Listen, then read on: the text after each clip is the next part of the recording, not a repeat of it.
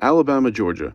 They played in this year's SEC championship game, and this matchup made me think of a terrible clock management situation that Georgia had 9 years ago. So this is the 2012 SEC championship game. Georgia was down late. They're down 4 with 23 seconds left, but they're driving, and it's after this play that just they destroyed themselves. So Murray right here is going to find Lynch. Lynch is going to get tackled at the 8, and the clock's going to stop at 15 seconds for the chains to reset. Now, Murray, while he's running up to the line, is signaling that he wants to spike it, which is a terrific decision. It's not a difficult decision, but it's a terrific decision, and it's too bad that Georgia ended up not spiking it and running a play on first down. There's only two reasons I could possibly think of why you would not spike it on first down. One is it's a weak argument. It's impossible to quantify. It would be if you think the defense won't be set. If the offense knows what play they're going to run, they're going to get set. They're going to snap the ball very quickly after the clock starts to wind, and the defense is just going to have no idea what's happening. For one, regardless of your opponent, unless it's like, the Jim Caldwell coach Lions against that Hail Mary that Aaron Rodgers threw, unless it's that defense that really has no idea what's going on, it's just not going to happen. As it is, Alabama is better coached than most teams, and when we run this play, you're going to see that Alabama's defense was more prepared than Georgia's offense. It took Georgia a while to get the play call and actually snap it. A second reason, which is worth exploring, would be if you don't want to waste one of your 4 plays with a spike. If instead of a spike and 3 throws to the end zone, you wanted 4 throws to the end zone. Now, I would love it if a team avoided the spike here to give themselves 4 shots at the end zone instead of 3. And I'll show you in a minute, even against Alabama's defense, how much that increases your probability of winning. But the thing is, for one, I don't think that's what Georgia was thinking. As it is, they didn't even go into the end zone and only gave themselves 1 shot at it because of that.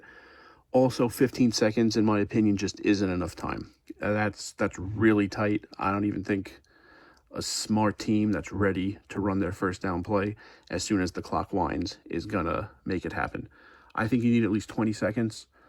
First down is going to be most expensive in terms of how much time we're using because the clock is going to wind before we're totally ready to snap it. As it is, it took Georgia about 9 seconds in real time to snap the ball. So if it takes 9 seconds on your first down play, that means you have 11 seconds after second down, and we only need 1 second on the clock for fourth. So we have 10 seconds to spend on second and third down. That means an average of 5 seconds. So after second down, we could run a play that spends 5 seconds. That means before third down, there's 6 on the clock. And after third down, if we spend 5 seconds, that means there's 1 second on the clock for fourth down. So I think you could pull it off in 20 seconds. 20 is still tight. So 15, I just really don't think you're going to pull it off. But to show how valuable it is if you can pull it off, because I think a lot of teams, even with 20, if Lynch got tackled with 20, I think a lot of teams would still spike it. I've seen teams spend way too much time. There's motion in the backfield. They're looking over to the sideline like it's the first drive of the game to get the call in. I think a lot of teams would spike it. It would be very valuable if you could quickly run your first down play and instead of a spike and 3 plays, get 4 shots to the end zone. So the only thing, if we want to figure out the math, is we need to know what is the probability of scoring from the 8-yard line. A pass into the end zone from the 8-yard line. How likely is Georgia to make that happen? I came up with 20%. There's no way to know this exactly. It's a rough but educated guess. If you imagine Georgia running 5 plays from the 8, are they going to get in at least once? I think they'll get in 1 out of 5. They scored 28 points this game. It wasn't like, one of those Alabama LSU games where Georgia couldn't find the end zone or anything like that. So I think 1 out of 5 is fine. I don't think it's going to be less than that. But even if it's this small, we'll see how valuable that fourth down play would be. So if they're 20% to get in, that means they're 80% not to get in. Just the two have to add up to 100%. There's no option besides completion or incompletion. So with these two numbers, we can figure out everything. What is the probability that they score on their first play? Getting into the end zone on play number 1. That's easy. That's just 20%. What about on their second play? Well, they would need to fail on first and then get in on second. So 80% times 20%.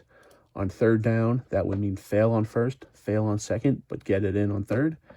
And on fourth down, it would be fail, fail, fail, but then succeed on fourth.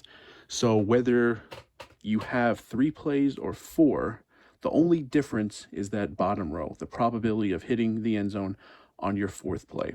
Whether you spike it and have 3 plays or you run 4 plays, either way, you're going to have those first 3 rows. So those are going to be the same. The thing we get additionally is just this bottom row.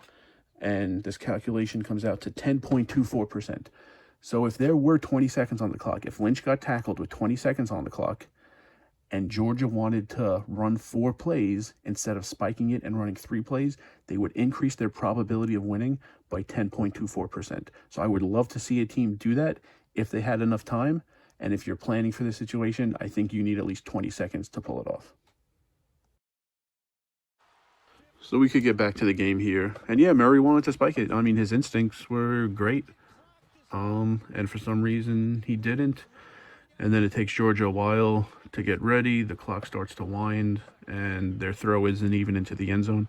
I guess they were trying to go to the boundary and have 1 or 2 plays left from, the 4 or 5 yard line. As it is, though, even though Conley slipped, even if he didn't slip, he wasn't really open. There were 2 defenders right there. I think even if he doesn't slip, he gets tackled in bounds, and that's the end of the game. But the point I wanted to emphasize was it is valuable if you could pull off 4 plays, not 3.